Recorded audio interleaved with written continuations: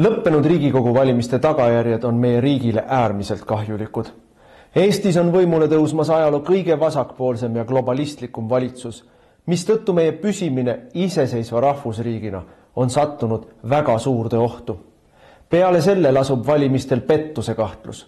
Rahvuskonservatiivide kahjustamiseks algatati valimiseelsel nädalal koordineeritud laimukampaania ning e-hääletuse puhul ei ole välistatud tulemuse manipuleerimine Reformierakonna kasuks.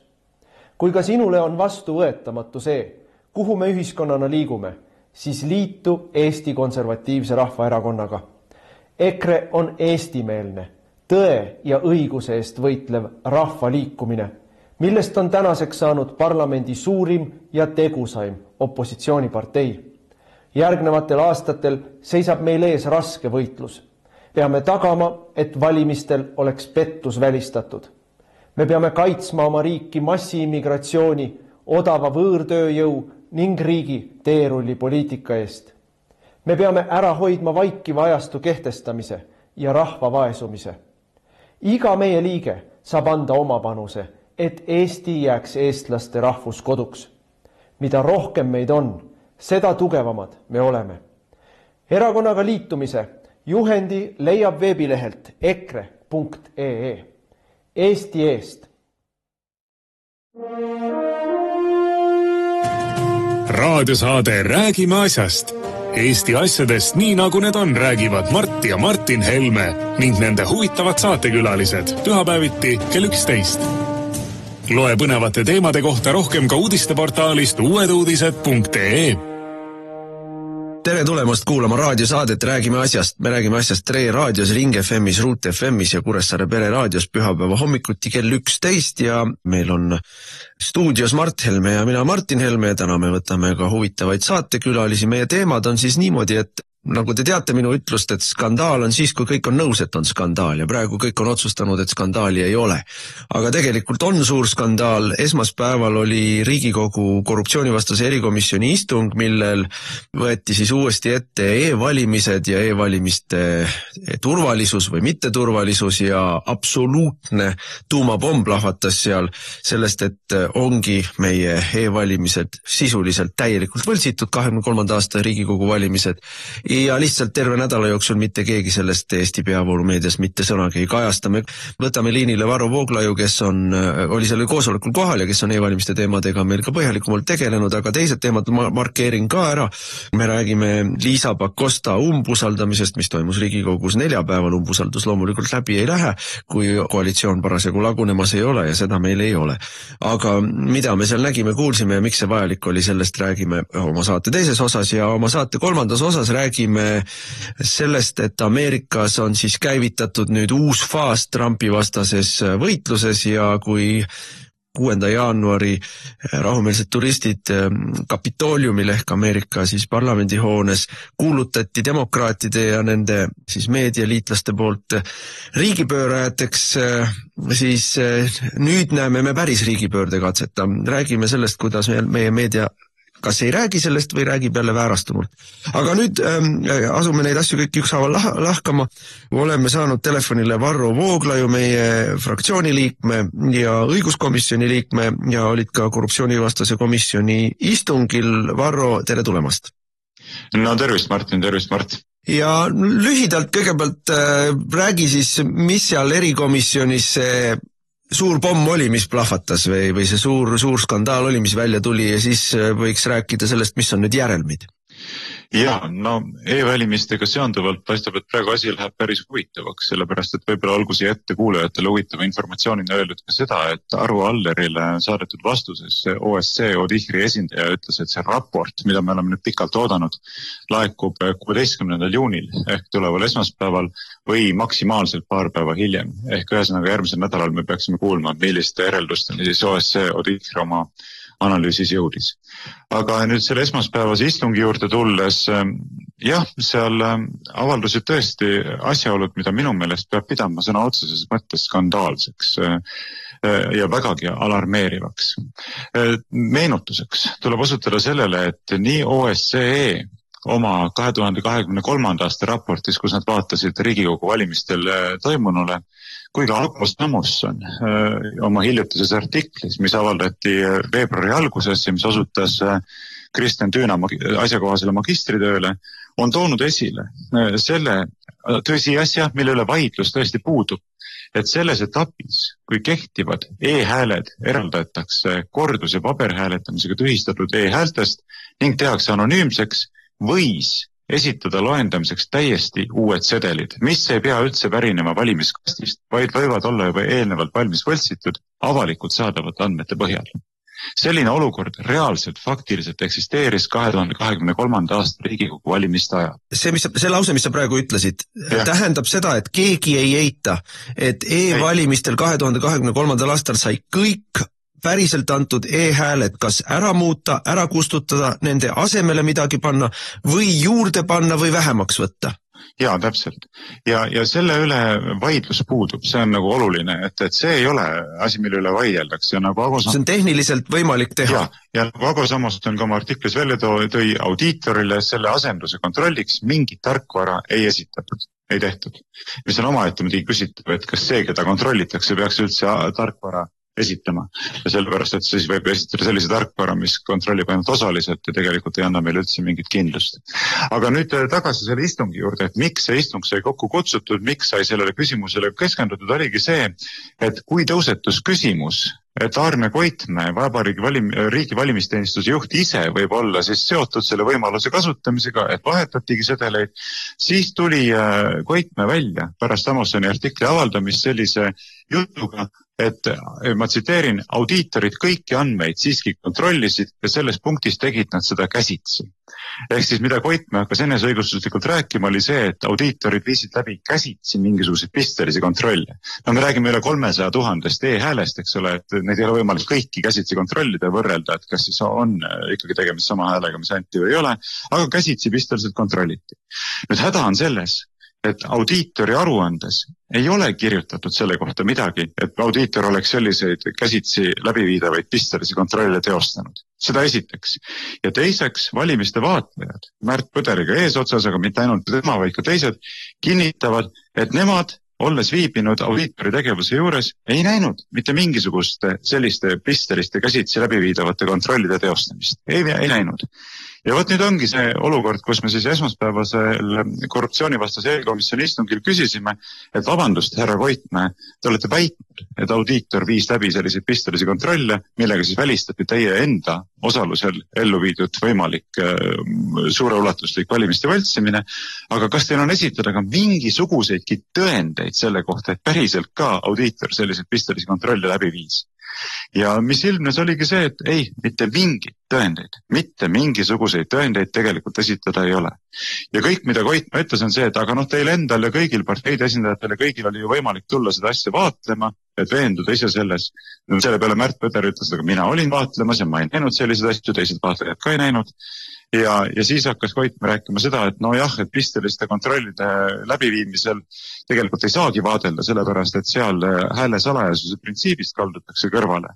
Et selleks, et veenduda, et kas ikkagi on tegemist sama häälega pistelist kontrolli läbiviies, peab vaatama ka seda sedelit, kus on isikuandmed kõrvale, mis on tegelikult ka valimiste salajasuse rikkumine, eks. Ja mis omakorda viib meid ju loogilise vastuoluni. Algus ütleb, et miks ta siis ei tulnud vaatlema, aga siis, kui vaatleja ütleb, et mina olin vaatlemas, ma ei näinud seda, siis ta ütleb, et jah, aga see ongi selline toiming, mida tegelikult ei saa vaadelda.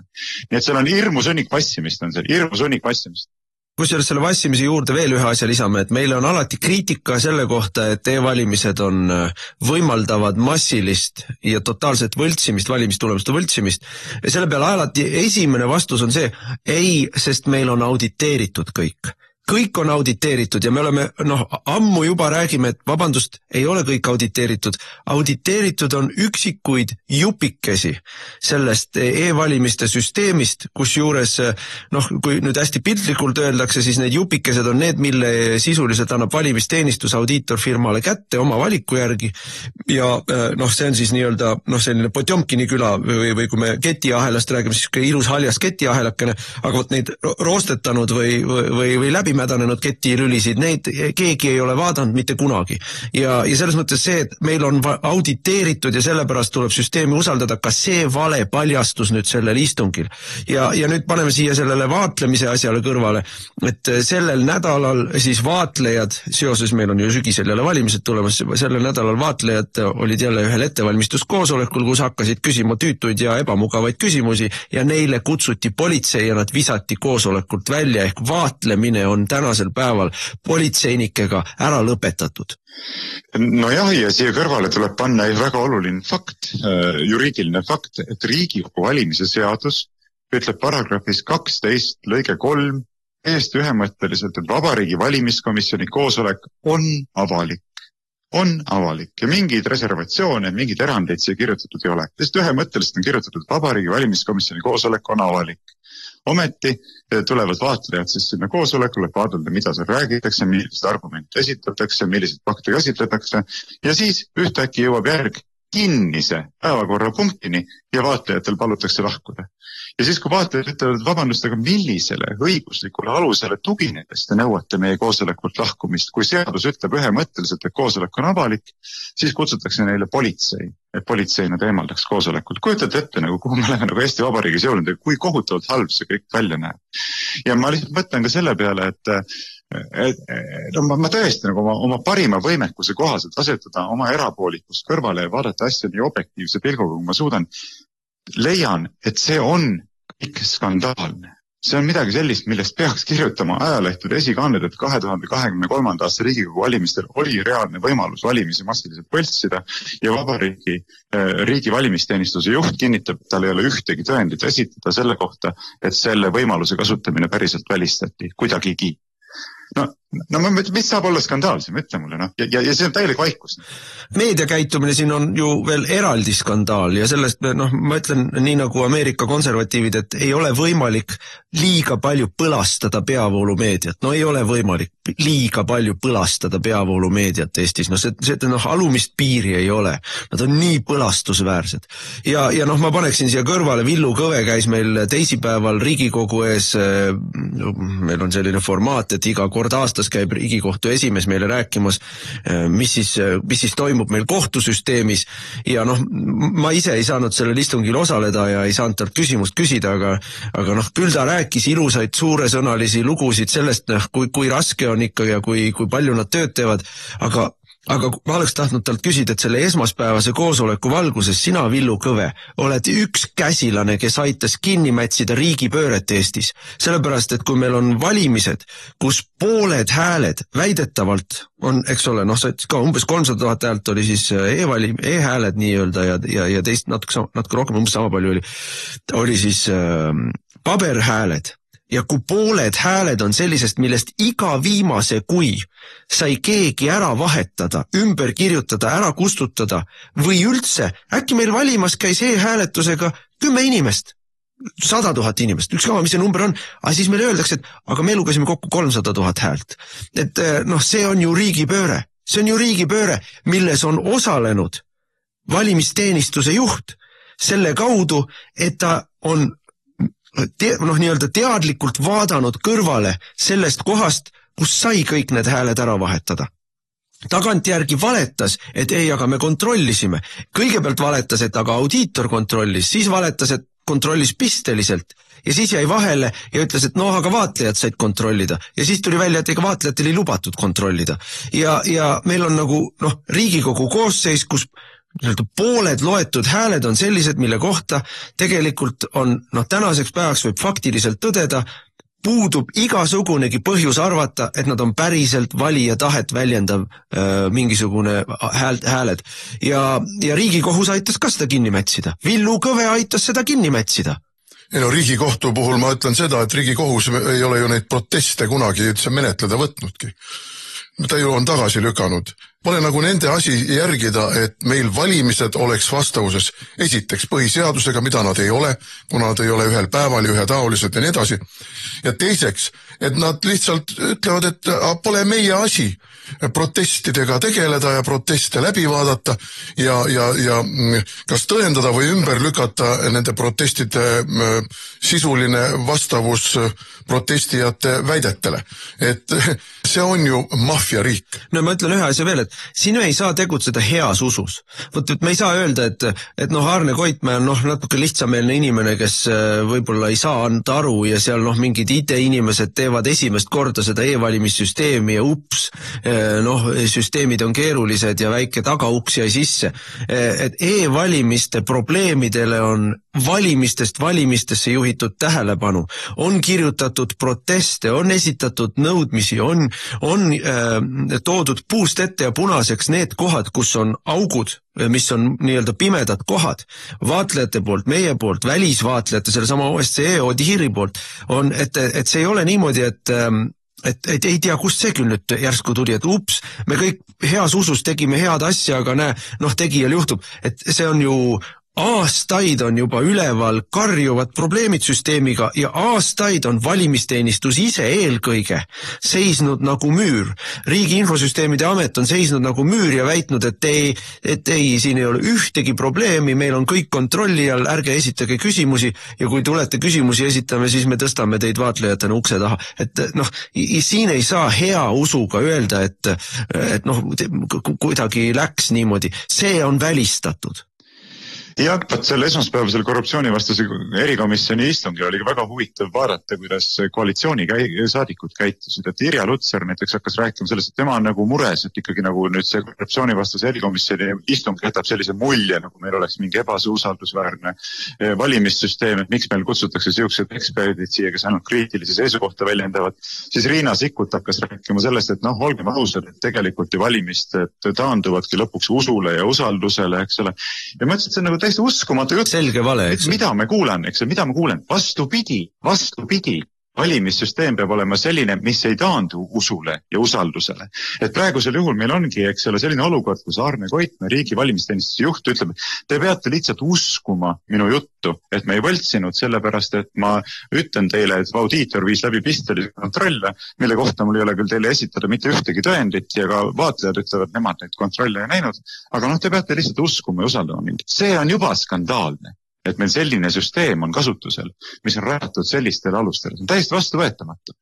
Aga mida ma veel omalt poolt lisan, kui sa lubad, on see, et vaata, siin on tegelikult väga tõsine olukord, sest et suure tõenäosusega Arne Koitmäe on valetanud väga tõsises küsimuses. Tema on ise see siseringi inimene, kellel on võimalus seda turvaauku ära kasutades valimisi võltsida. Kui see kahtlus tõusetus, et ta võib olla olnud sellise asjaga seotud, siis ta mõttes välja need pistelised kontrollid. Ja nüüd on täiesti selge, et need pistelisi kontrolle ei ole viidud läbi, sest vaatlejad ütlevad, et nad ei näinud, et need oleks läbi viidud. Siis Koitmäe ütleb, et te ei saanudki neid vaadelda, sest et need on varjatud toiming, sest seal nähakse isikuandmeid, mis on omakorda skandaalne, sest et valimiste salajasus pole sellisel juhul tagatud. Aga selle peale vaatlejad ütlevad jällegi, aga me ei näinud ka seda, et audiitor oleks viinud läbi mingisuguseid toiminguid, mis olid vaatlejate eest varjatud. Et kogu auditeerimise protsessi käigus kordagi audiitorid ei palunud vaatlejatel lahkuda, et nüüd ma pean tegema siin mingisuguseid varjatuid protseduure.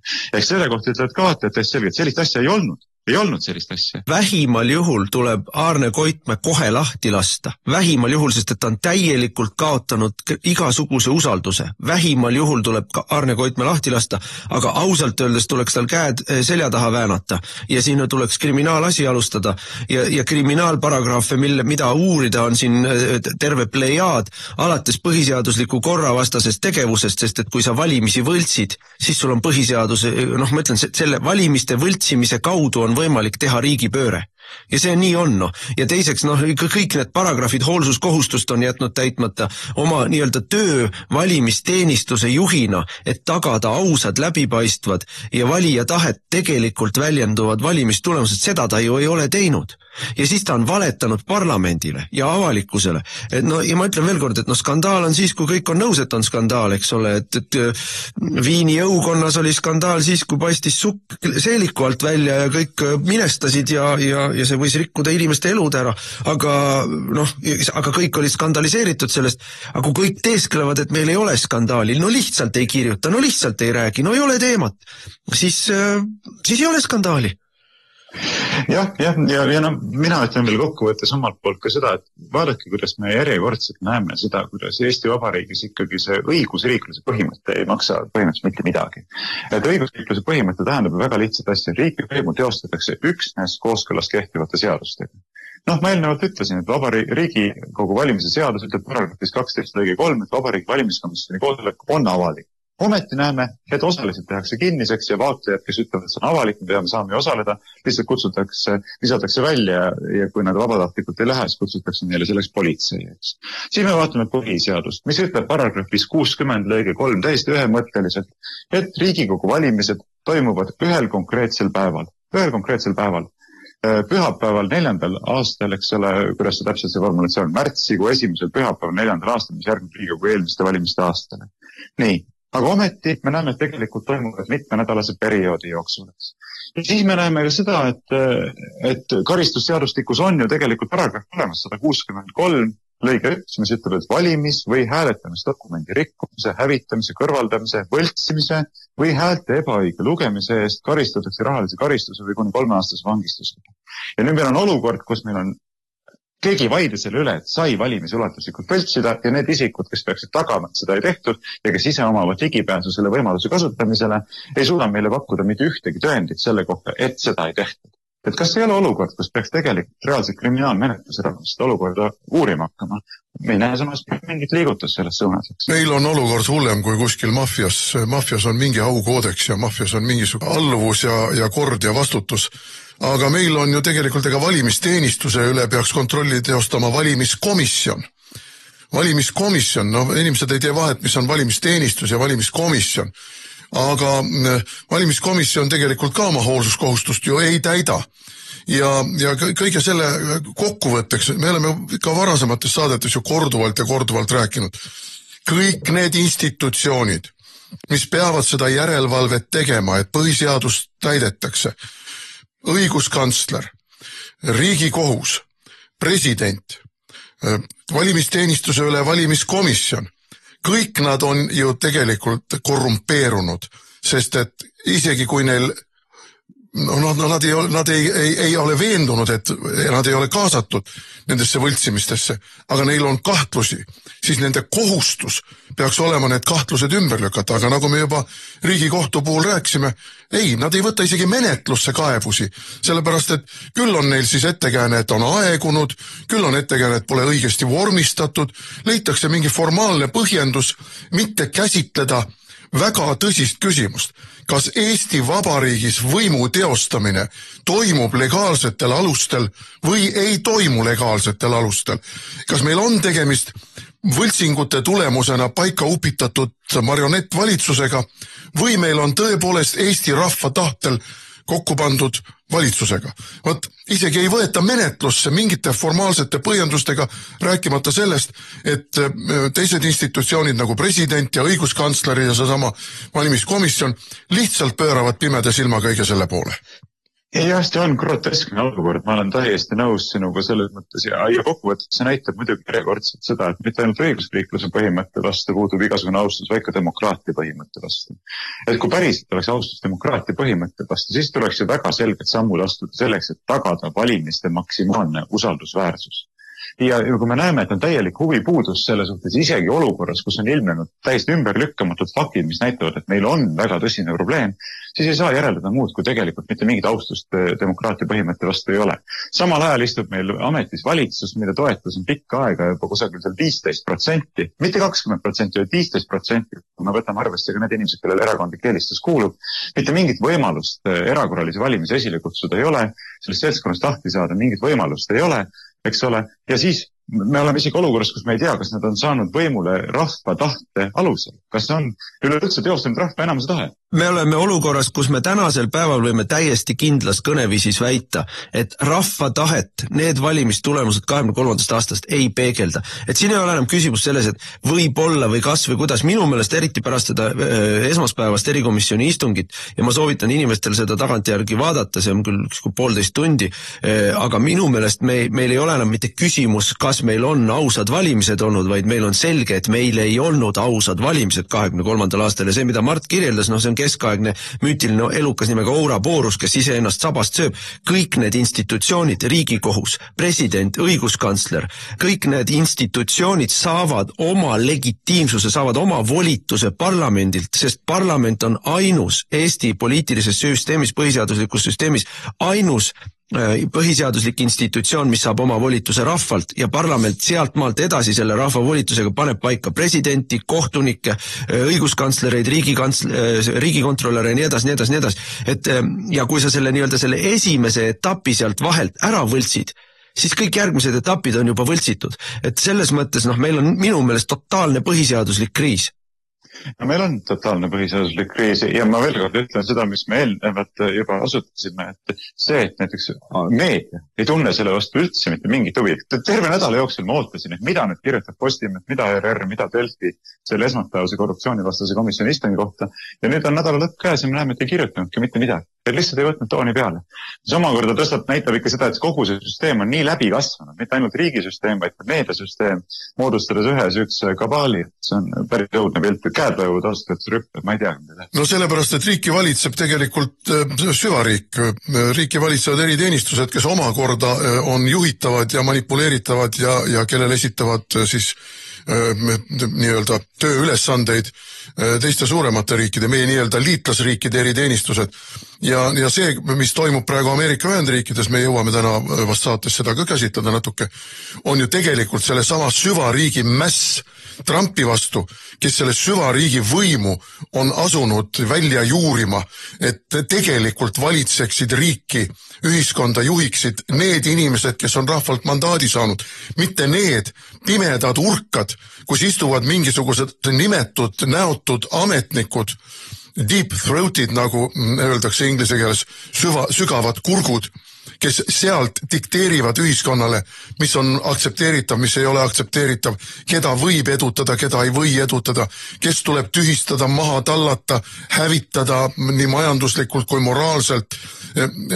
Me oleme praegu Eestis ka see ühiskond, mida ei juhi meie, kes me oleme rahvalt mandaadi saanud või vähemalt taotlenud selle mandaadi saamist. Ei, no meie mandaat on poole väiksem, see on jagatud 2 kui see, mis me tegelikult saime, seda me ju nüüd saame aru. Ma lisan omalt poolt ühe mõtte lõppu, mis võiks panna inimesi mõtlema. Vaata, meid süüdistatakse päris tihti meie oponentide poolt alusetult mingisugustes Venemaa narratiivide jagamiseks. Aga mina tõstataksin omalt poolt siin selle küsimuse, et kujutagem nüüd ette sellist olukorda, kus näiteks Venemaa võimuringkondad ütlevad, et Eesti Vabariigi valitsus ei esinda Eesti rahvast. Ei esinda tegelikult Eesti rahvast, rahva enamust. Et nüüd küsigem, kui selline väide näiteks esitatakse, kas see on valelik Venemaa propaganda või on see tegelikult reaalselt nii? Kas ei ole reaalselt nii, kui meil on valimissüsteem, mille puhul, eks ole, nüüd me ei saa mitte kuidagi kindlad olla, et võimule on saanud need, keda rahvas on sinna valinud, või pigem isegi paistab, et ei ole saanud, nagu see Martin osutas. Ja siis meil on selle järel veel võimul seltskond, kelle toetus on stabiilselt selline, et 15% kodanikest toetavad neid. Minu meelest, kui me tahaksime, et selliste süüdistustega ei saaks Eestit rünnata ja Eesti inimeste usaldust oma enda riigi vastu õõnestada, siis me peaksime ka päriselt seisma selle eest, et meil ei oleks niisugust reaalsust, et meil ei oleks niisuguseid probleeme, meil oleks usaldusväärne valimissüsteem ja meil oleks ka selline poliitiline süsteem, kus rahva usalduse kaotanud seltskond on võimalik võimult välja vahetada erakorraliste valimiste teel, aga mitte kumbagi absoluutselt ei taheta teha, kumbagi taheta ellu viia, oleks väga rahul selle olukorraga, mis on. Siis räägitakse meil ainult mingist Venemaa propagandast või Venemaa narratiividest, eks, istudes ise see hunniku otsas, mis tegelikult täpselt niisugune ongi. Et ütelge mulle, kes siis tegelikult siin mingid Venemaa narratiivi või Venemaa huve esindab. Kas need, kes tahavad, et meil oleks aus süsteem või need, kes ei taha seda? Veelgi selge puust ette ja punasemaks, aga mille poolest siis sellisel juhul erineb Eesti poliitiline süsteem Vene poliitilisest süsteemist, et Venemaal on ka e-valimised, Venemaal ka võimul olev partei alati valimised võidab, Venemaal kõik, kes võimul olevat parteid kritiseerivad, on välisvaenlased, et ma ütleksin niimoodi, et Michal ja Koo ja kogu see seltskond ju üksüheselt räägib samamoodi, käitub samamoodi, kui meist Narva jõest ida pool käitutakse, et minu meelest oleks aeg peeglisse vaadata oma Kremli jutuga. Te kuulsite kolmapäevases infotunnis, kuidas Michal ütles, et ta teeb kõik endast olenevad EKRE ettenähtavus tulevikus kunagi võimule ei saaks. See on ka päris sarnane. Kuulsime, jah.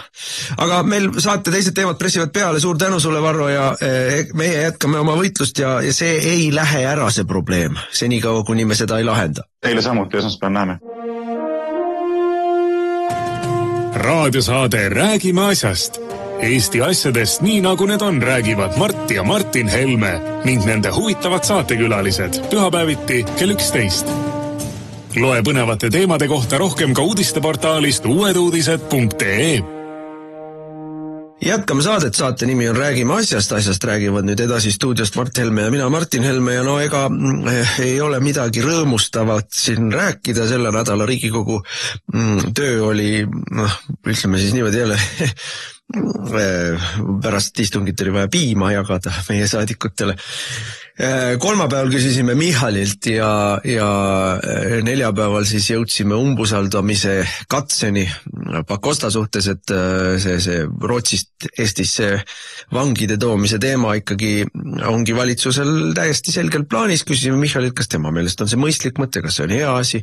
Ta muidugi kõigepealt ajas meile täieliku absoluutset iba, luges mingisugust täiesti ebaolulist ja asjasse mitte puutuvat statistikat ette kuskilt Hollandist ja ma ei tea, mingitest eelmistest kümnenditest rääkis siin, aga põhimõtteliselt lõpuks ikka pressimise peale ütles välja, et jah, tema ka toetab seda vangide toomist Eestisse, tema meelest on see igati okei asi ja sõit läheb edasi. Ja et need on ikkagi, meie oleme asjast jälle valesti aru saanud.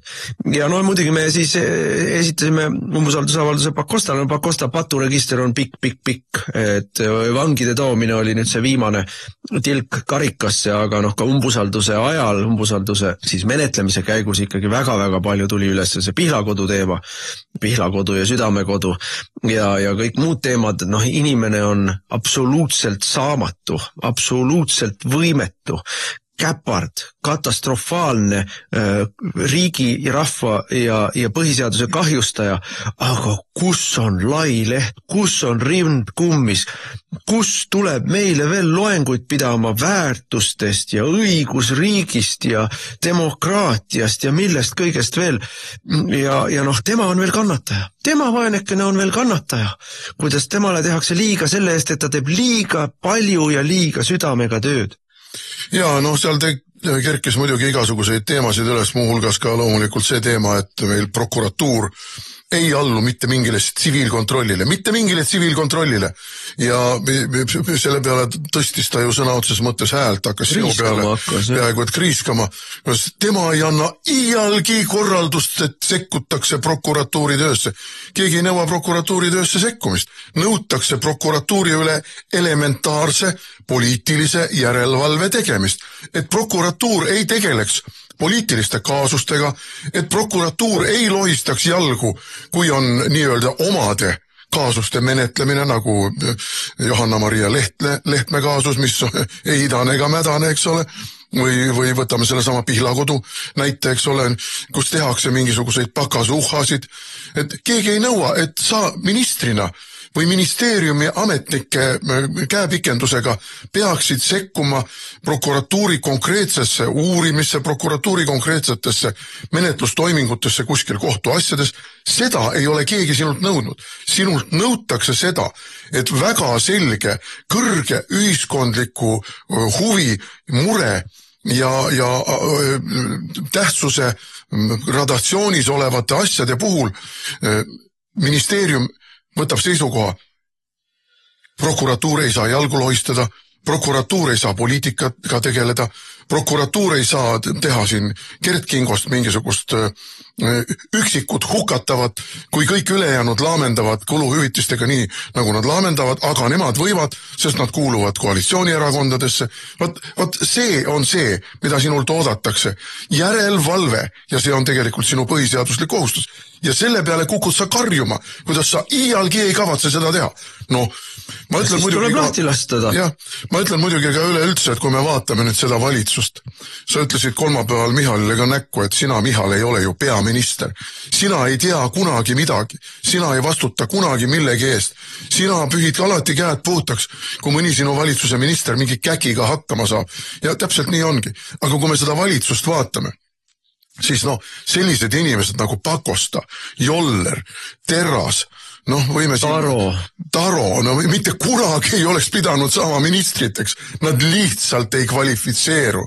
Lihtsalt ei kvalifitseeru. Ei mina ütleksin küll ja ma ei jaga siin praegu meditsiinilisi hinnanguid, vaid lihtsalt arvamust avaldan, et minu meelest Pakosta käitub nagu sotsiopaat. Ja kui me räägime sellest prokuratuuri asjast, siis seadus ütleb niimoodi, et justiitsminister teostab teenistuslikku järelevalvet prokuratuuri üle, aga ta ei tohi sekkuda konkreetsetesse kriminaalasjadesse. Niimoodi ütleb seadus. Ja aga vabandust, kui prokuratuur ju ainult tegelebki põhimõtteliselt konkreetsete kriminaalasjadega, et ühte kriminaalasja, Lehtme asja ta lihtsalt ei võta ajada ja teist kriminaalasja, Gert Kingo asja võttis ajada. Et kui sa nagu nii kitsalt seda enda jaoks tõlgendad, et mina sinna ei sekku, et see on kõik prokuratuuri asi, siis millist järelevalvet sa tegelikult üldse teed. Ja kui tänasele valitsusele ja tänasele justiitsministrile tundub, et prokuratuur töötab hästi, siis nad elavad mingil teisel planeedil. Et ühelegi normaalsele inimesele ei tundu, et prokuratuur töötab hästi ja järgib seadust, tagab Eestis õigust ja õiglust. Ei tee seda. Ja kui sa näed, et seda ei toimu, siis sinu poliitiline vastutus on võtta midagi ette. Ja kui mõni seaduse paragrahv on selline, mille tõttu sa arvad, et sa ei saa seda ette võtta, too meile seaduse muudatus. Aga mina ütleksin, et see on asi palju lihtsam. Kui prokuratuur teeb sellist jama, nagu ta kogu aeg teeb ja hommikust õhtuni, õhtust hommikuni teeb, siis lase lahti peaprokurör. Lase peaprokurör lahti. Siis on järgmine ülemus, kes sinule allub, on peaprokurör ja sa ei sekku ühtegi kaasusesse. Sa lihtsalt ütled, ma ei ole rahul sellega, kuidas prokuratuuris asjad käivad. Ma ei ole rahul sellega, et mingeid asju algatatakse, teisi asju ei algatata. Ma ei ole rahul sellega, kuidas käib kommunikatsioon. Ma ei ole rahul sellega, missugune on karistuspoliitika. Ma ei ole rahul. Leiame uue inimese. Peaprokurör, kas muutke oma käitumismustrit, muutke oma töö tulemusi või ma otsin uue peaprokuröri ja see õigus on ministril iga kell olemas ja siin tulebki mängu see, millest ju sina ka rääkisid, millest me kõik rääkisime, et sa ei pea sekkuma konkreetsesse kaasusesse. Sa pead ütlema, teil ei tööta asjad nii, nagu ühiskondlik ootus on. Kas tehke korda või ma leian uued inimesed. Ja see on küll ministri otsus ja vastutus ja sellel ei ole mingisugust takistust, seaduslikku takistust. Aga tuleme nüüd selle vangide asja juurde, mis on ikkagi see päris põhjus, miks me tahtsime umbusaldust teha. Valetas. Korduvalt on valetanud. Ministeeriumist seest tuli meile vilepuhu ja ütles alates eelmise aasta suvest. Tegelikult see tähendab siis alates esimesest päevast, kui Michal võimule sai, Michali valitsus ametisse astus, Pakosta tuli, on toimunud otse läbirääkimised Rootsiga. Kui mitu korda on ta käinud parlamendi ees ja kinnitanud, mingeid läbirääkimisi ei ole ja siis selle jaoks, et lolli mängida ja endale väike taganemist ei anda, toimuvad konsultatsioonid, erinevate riikidega toimuvad konsultatsioonid. No vabandust, konsultatsioon on ka läbirääkimine. Aga valetati, et ei midagi ei ole ja siis järgmises otsas valetati, et isegi kui me mingeid konsultatsioone peame, midagi otsustatud ei ole. No tegelikult oli ammu ette ära otsustatud, et me tahame seda. Siis valetas, et isegi kui me peame läbirääkimisi, siis ei pruugi sellest mingit kokkulepet sõlmida. Kokkulepe ikkagi tuli. Valetas selle kohta, kui kaugel ollakse, valetas selle kohta, mida tehakse, valetas selle selle kohta, mis on eesmärk. Ja ainuüksi valetamisest tuleks lahti lasta. No valetamine ju paljastus kohe. Umbusaldusavaldus oli meil neljapäeval, kus me seal siis terve, ma ei tea, 5 tundi jaurasime selle kõige ümber ja tema vaimne tase väljendus ju ka selles, et ministeerium oli talle loomulikult mingid jutupunktid meie umbusalduspunktide peale ette valmistanud. Kui umbusaldus pikemaks läks ja küsimusi muudkui kuhjus, siis ega ta ei osanud ju mitte midagi muud öelda, kui korrutas meile kogu aeg ühte ja sama. Neid ühtesid ja samu jutte, mis ametnikud olid talle nina alla kirjutanud. Inimesel endal absoluutselt aju ei tööta, et fabuleerida, laiendada teemat, uusi argumente tuua, mitte midagi taolist.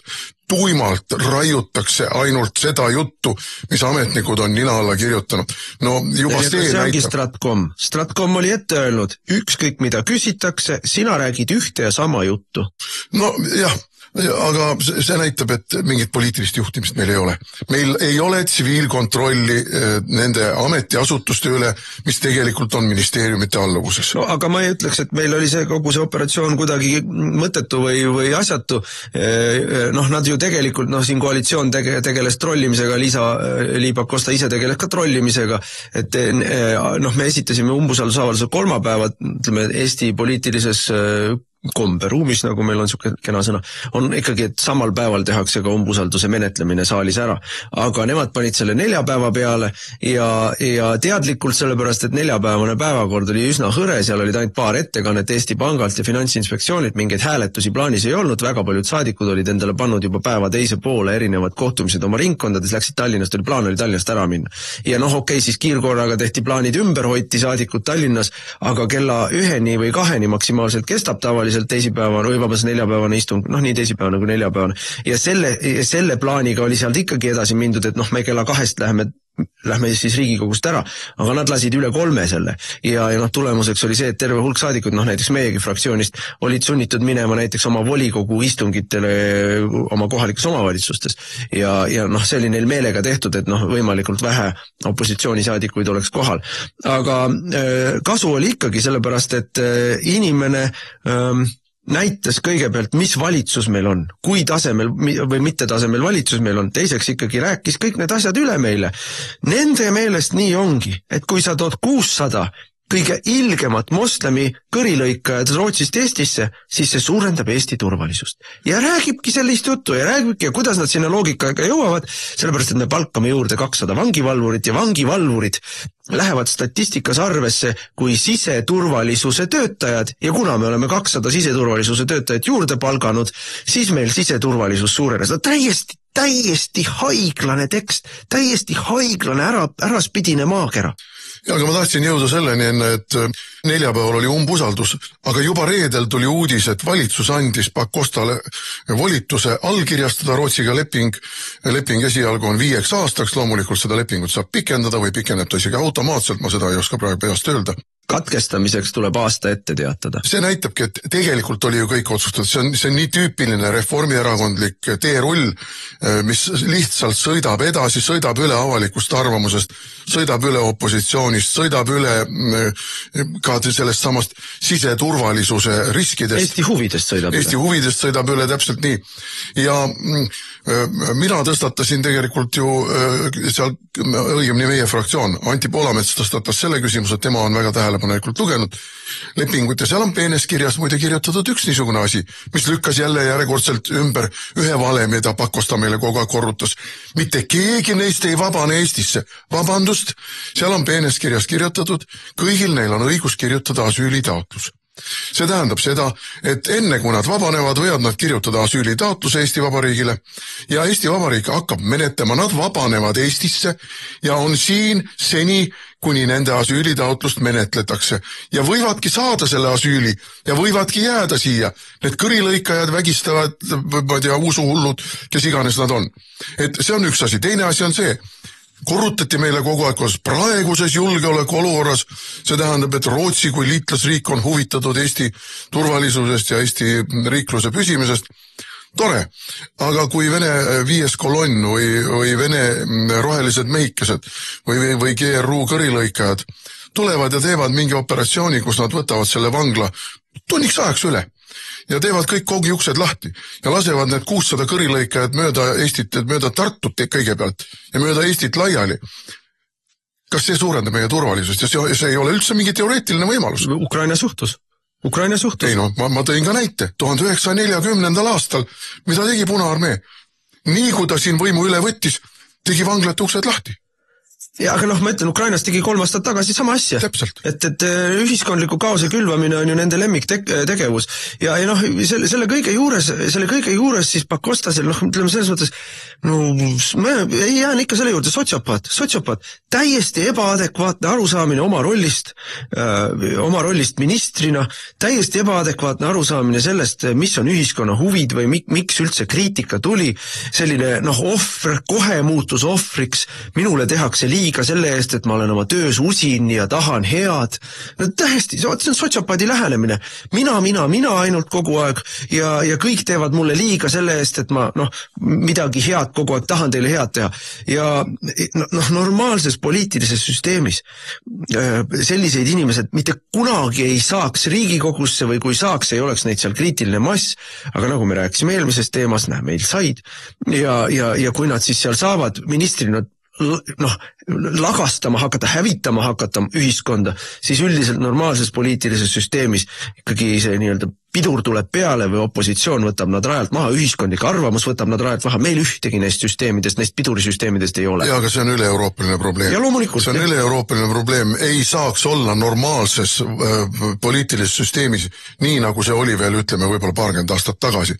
Euroopa Komisjoni juhiks selline inimene nagu Ursula von der Leyen, ei saaks olla Euroopa kõrge välisesindaja selline inimene nagu Kaja Kallas, see kõik on ju grotesk lihtsalt. Ei saaks olla selline pisikene Napoleoni kompleksiga tegelane nagu Emmanuel Macron, Prantsusmaa president, lihtsalt ei saaks. Nojah, aga mida me saavutasime siis selle umbusalduse katsega ikkagi oli see, et me tõstatasime teemat, nagu ma ütlesin ka oma sissejuhatavas kõnes, et valitsus on jätnud kogu oma hoolsuskohustuse täitmata Eesti ees. Aga meie kui opositsiooni hoolsuskohustus on sellele teemale tähelepanu juhtida, selle teema nii-öelda kriitilised punktid välja tuua, näidata jälle nii nagu nende e-valimistega, et keegi ei saaks pärast öelda, et kus te varem olite, miks te midagi ei öelnud, et me siin kogu aeg tegime, kõik teadsid, et me teeme, et oleksite võinud ju öelda, et teile ei meeldi see. Ja ütlesime, et meile ei meeldi see. Ütlesime, et kui te jätkate, siis me tahaksime selle ministri rajalt maha võtta. No järgmisena ikkagi tuleb minna otse Michali kallale, ega siin midagi üle ei jää.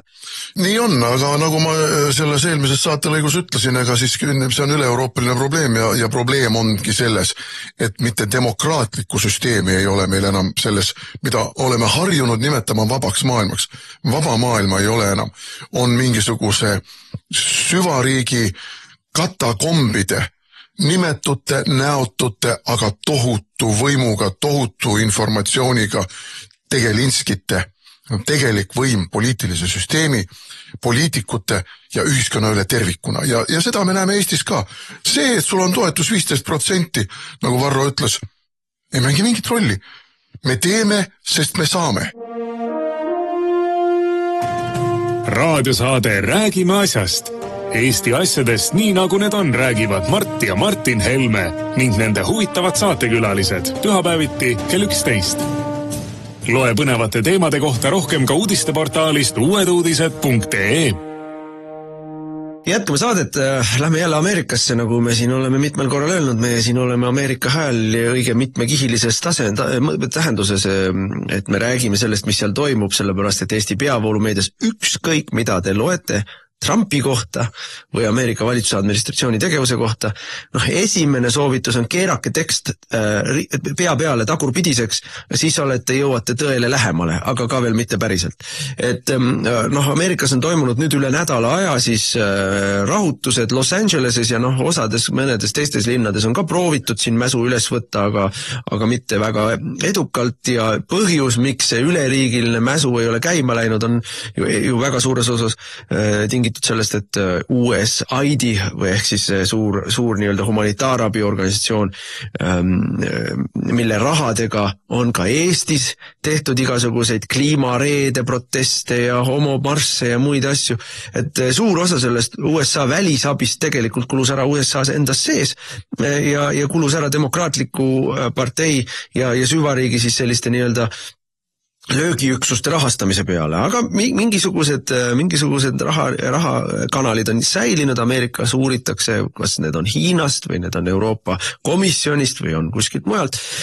Ja millest siis käima läks see asi, kui Trump on olnud nüüd võimul, enam-vähem 6 kuud, natuke vähem kui 6 kuud ja tervet hulka oma valimislubadusi väga kiiresti, väga jõuliselt täitnud ja kõige efektiivsemalt on ta täitnud oma valimislubadust immigratsiooni teemal. Piir pandi kohe kinni, piiriületus on kahanenud 97-98%, aga nii nagu Euroopas ega Ameerikas ka ei ole enam ammu piisav see, et sa paned piiri kinni. Immigrandid tuleb ka tagasi saata sinna, kus nad tulid ja mitte lihtsalt mõned üksikud kurjategijad, vaid massiliselt. Ja seda ta teeb ka. 100 000 inimesi on tagasi saadetud ja see tempo on 100 000 kuus. Nii et, ja see tempo kogu aeg suureneb ja kuna tema, nii et need, nii-öelda kõikides valupunktides nii piir on kinni pandud, väljasaatmised toimuvad, kui töökohtade juures toimuvad siis immigratsiooniameti reidid, kus illegaalseid töötajaid võetakse töökohtades kinni, siis tööandjatele tehakse trahve massiliselt, siis tööandjad on loobunud, järjest rohkem loobuvad illegaalsete või mitte siis ilma töö- ja elamisloata inimeste palkamisest, mistõttu nendel inimestel ei jää midagi muud üle, kui nad lähevad ise ära.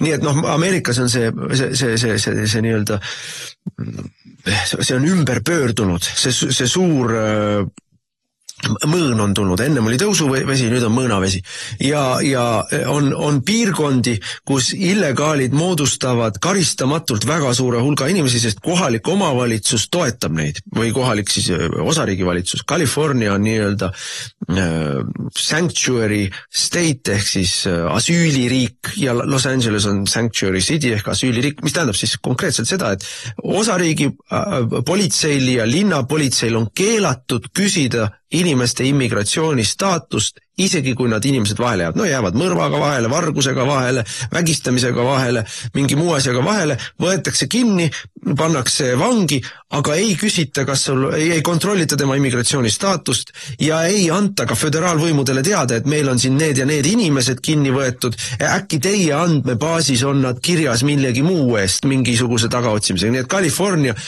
massiliselt, miljonid illegaalid on Californias ja muide, Ameerika Ühendriikide sees liiguvad praegu teistest osariikidest Californiasse, sest California kaitseb neid. Ja nüüd Trump saatis siis Trumpil on null tolerants, ta ammu otsustanud, et sellist asja ei ole, et me Californiasse või Los Angelesse ei läheme küll ja nii nagu kunagi ütles Iisraeli peaminister Ben Gurion, et kui jõud ei aita lahendada probleemi, siis tuleb kasutada rohkem jõudu.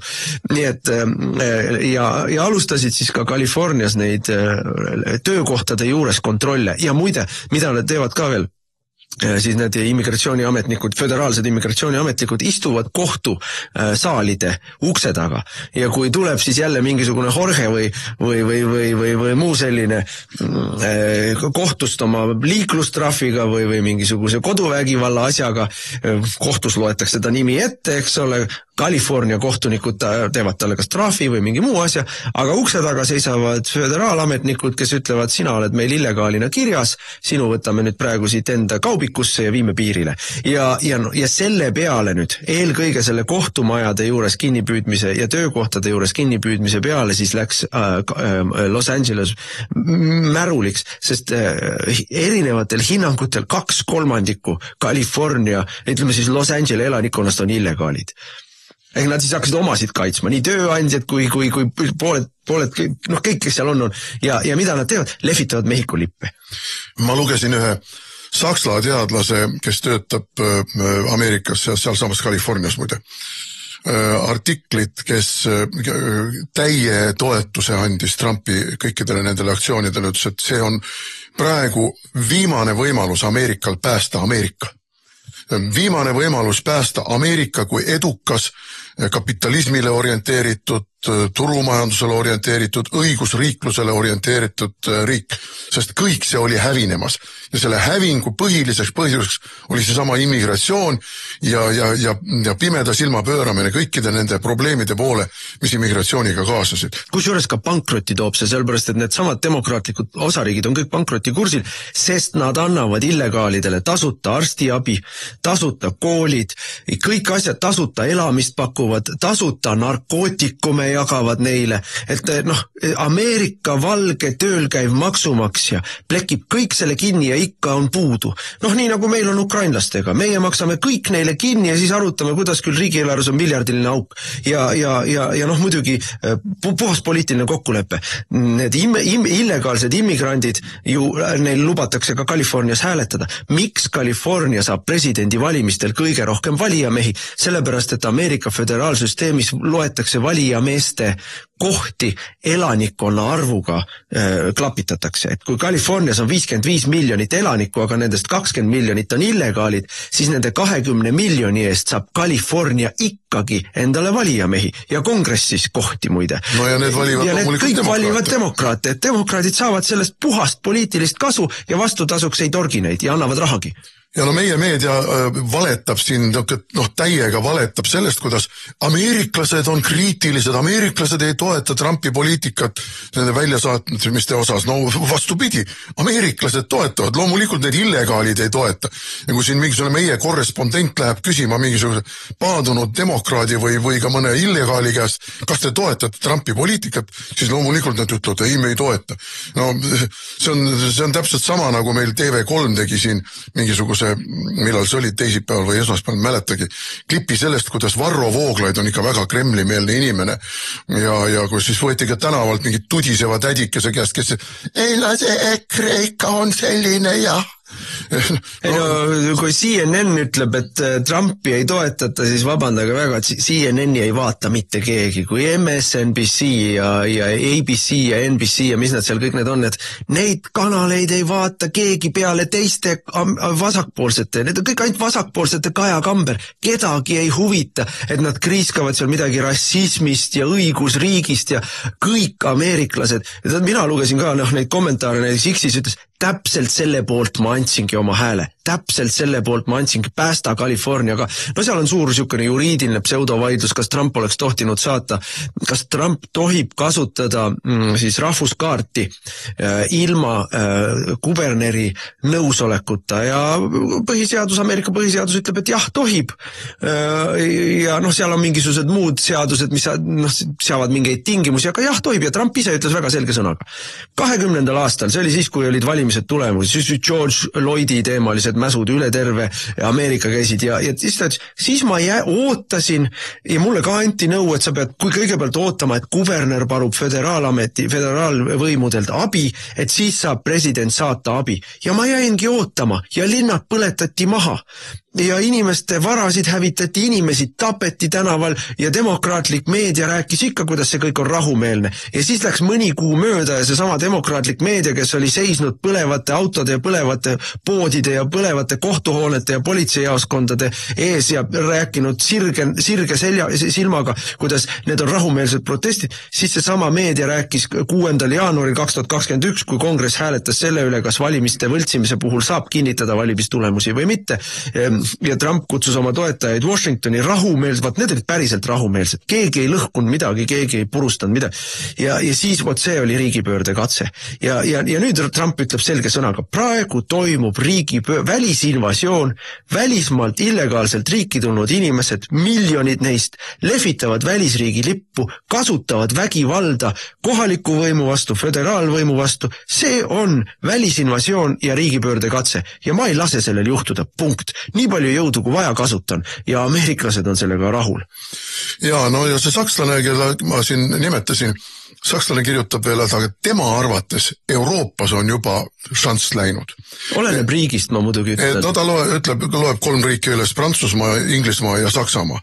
Et tema meelest nendes 3 riigis, eelkõige Saksamaal, on tegelikult momentum juba kaduma läinud. Ma hindan umbes samamoodi, et ma käisin eelmisel nädala lõpul Prantsusmaal ja Prantsusmaad on veel alles.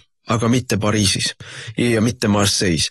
Ja Prantsusmaa, ütleme selles mõttes ma pidasin seal ka kõne, kus ma selge sõnaga ütlesin, et mitte lihtsalt või andsin ka intervjuusid, et ei piisa sellest, kui me ütleme, et paneme piirid kinni. Sellest ei piisa.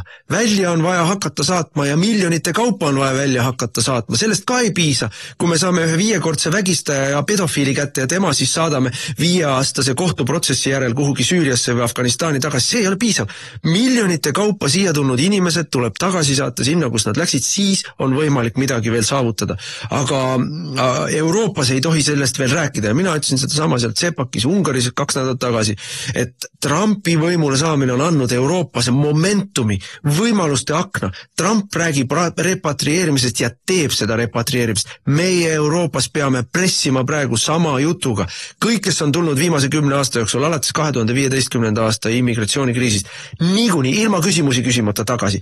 Kõik, kes on tulnud viimase 30 aasta jooksul, kui ei sobi meie ühiskonda, kui leiavad, et ikkagi sealiha ei tohi koolisööklas anda, tempelkausta ja viuh tagasi sinna, kus tulid koos perekonnaga, et see on ainus, mis päästab meid ja kui valitsused ei ole sellega nõus, siis ega vägivald ei ole enam välditav Euroopas. Vägivald on juba kohal. Iga päev pussitatakse inimesi, iga päev vägistatakse inimesi, iga päev toimuvad rünnakud ja see vägivald on juba kohal. Nüüd on küsimus selles, millal vastuvägivald puhkeb. Ja kui me neid välja hakkame saatma, siis samamoodi nagu praegu Los Angeleses, ega ka see ei toimu ilma vägivallata. Me näeme praegu. See, mis Trumpi vastu tehakse, on ju vägivaldne mäss selle vastu, et päästa riiki. Nii et tuleviku vaade on selles mõttes igal juhul. Ilma vägivallata meie järgnevad aastad või aastakümned ei lähe. Küsimus on selles, kes kellele. No mõtte, siis kui ma seda sakslast lugesin, siis ma mõtlesin Eesti peale. Aga meil on juba nõukogude ajast peale. Ligemale, ütlen praegu veerand seda vana nõukogude aegset immigratsiooni siin sees. Aga nüüd on veel tänu reformierakondlaste ja kõikide nende liberaalide ja suurte Ukraina fännide pingutustele juurde tulnud enam kui 100 000 uut slaavlast, uut venekeelset inimest. Pluss moslemid, pluss aafriklased. Et mis meist küll saab? Mis meist saab? Ameerika puhastab ennast ära. Trump puhastab Ameerika ära. Ta kindlasti teeb seda. Euroopas mõnedes riikides see kindlasti õnnestub, võib-olla mõnedes ei õnnestu. Minu meelest sakslased on omadega täiesti läbi, need on demograafiliselt... See psühholoogiliselt ka, Ja neil on ikkagi see teise maailmasõja aegne, see süükompleks on nii kontides, et see... Ma ütlen, Prantsusmaal võid rahvuslusest rääkida. Prantslased saavad aru, noogutavad, ei tõmbu loote asendisse lalisema. Saksamaal rahvuslusest rääkida ei saa. No brittidel on ka siin teatud niisugune kognitiivne konflikt ühelt poolt see uhkus oma kunagise impeeriumi üle. Teiselt poolt see, et aga meie briti elulaad, meie inglise elu, meie inglise keskkond, meie silmede all laguneb. Et siin on, ühelt poolt tahaks nagu, et me oleme endiselt impeerium ja impeeriumi rahvad võivad ju ka meie juures siin olla. Aga teiselt poolt, et impeerium võtab praegu Inglismaa üle, mitte Inglismaa ei võta enam impeeriumi üle. Tegelikult nädala aega järjest sellises riigis nagu Iirimaa on toimunud ja meie meedia jälle täiesti valelikult väärastunult ja laimavalt kirjeldab seda kõike. Iirimaal on üle nädala järjest toimunud massilised meeleavaldused immigratsiooni vastu, immigratsioonikeskuste ümbruses, sest et seal ümbruses vägistatakse iga päev lapsi. Ja inimesed on tulnud tänavale meelt avaldama ja seal on ka kohati vägivaldseks läinud, sest loomulikult valitsuse esmane reaktsioon on anda nuia oma inimestele, et kaitsta neid, keda nad on ise sisse toonud. Aga vägivald on. Ja iirlased on öelnud, et enam ei ole kuhugi taganeda. Lapsi vägistatakse iga päev, lapsi pussitatakse lasteaedades, koolides. Meie meedia sellest ei kirjuta sõnagi, aga see juhtub igapäevaselt. Ja inimesed on öelnud, aga mida mul enam kaotada on? Minu last pussitati jälle kooliteel koju. Kõigepealt sinu laps võetakse narkokonksu otsa, siis tehakse sinu teismelisest tütrest prostituut. See on nagu selline lõpmatu kett. Ja politsei on nende pool, kes seda teevad. Ja selles mõttes ei ole enam võimalik rääkida, et kolli kapis ei ole. See lihtsalt enam ei ole võimalik. No keskmine inimene tahaks ju olla siuke mõistlik ja mõõdukas ja need käremeelsed seal ja...